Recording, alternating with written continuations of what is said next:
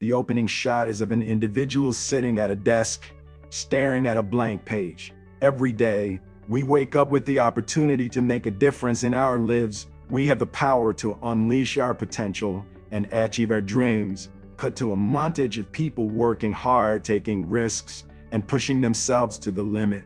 But sometimes we get stuck, we lose sight of our goals and struggle to find the motivation to keep going. Cut back to the individual at the desk. It's okay to feel stuck. It's okay to feel like you are not making progress, but you have to keep pushing forward. You have to keep believing in yourself and your abilities. Cut to a shot of a mountain climber reaching the summit. Think of your goals as a mountain.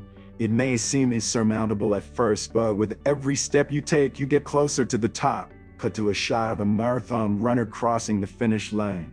And when you reach that summit, when you cross that finish line, you will realize that all the hard work, all the struggle, all the pain was worth it. Cut back to the individual at the desk who starts typing.